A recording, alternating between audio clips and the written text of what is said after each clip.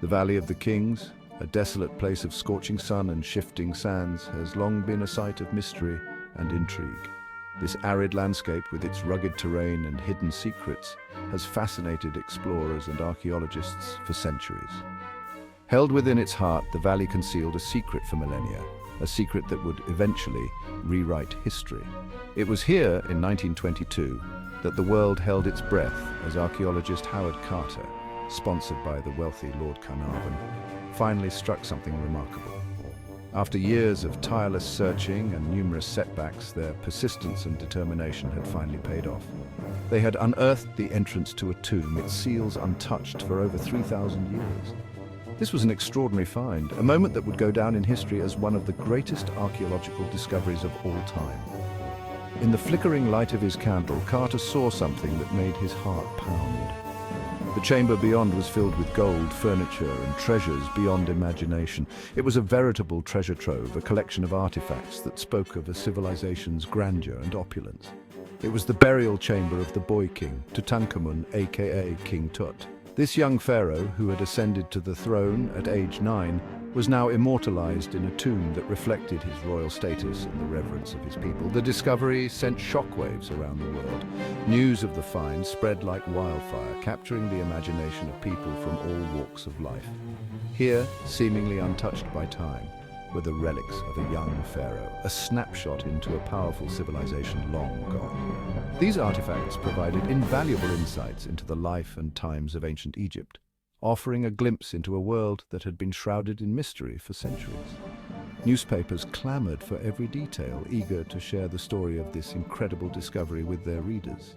The public was enthralled, hungry for information about the boy king and the treasures that had been unearthed. Never before had a pharaoh's tomb been found in such pristine condition.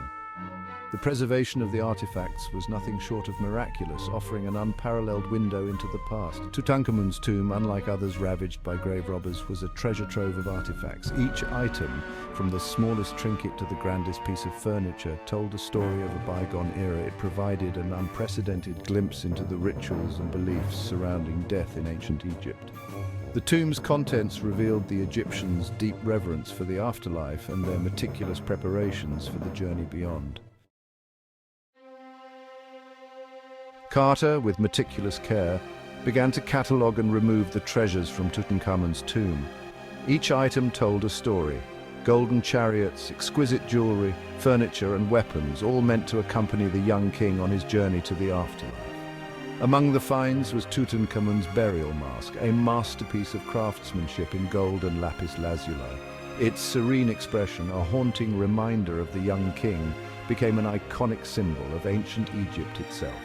The sheer volume of gold and precious materials underscored the wealth and power of the Egyptian empire at its peak.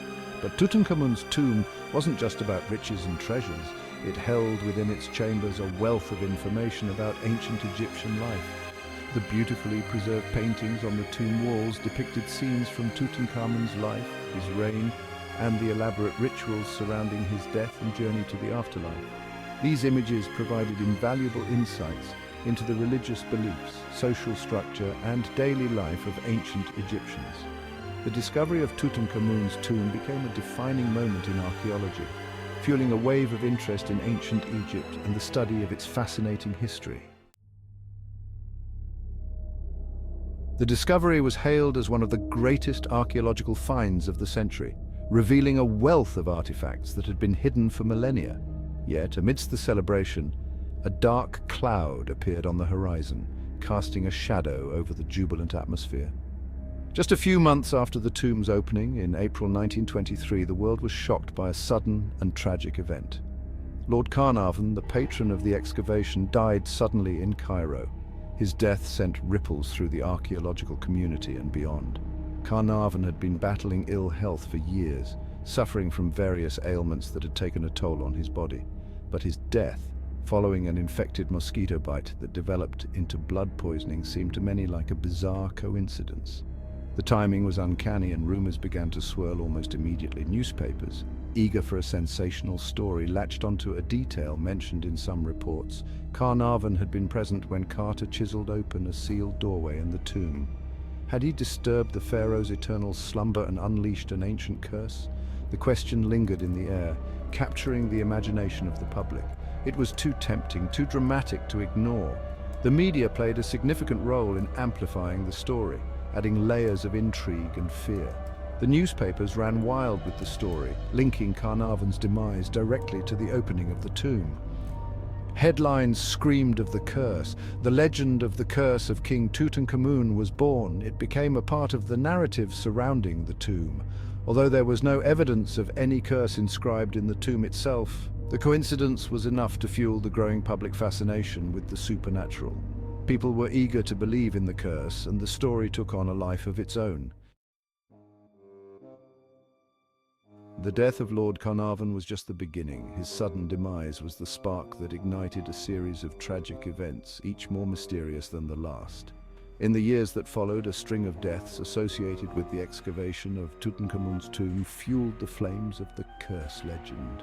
The discovery of the tomb in 1922 was a monumental event.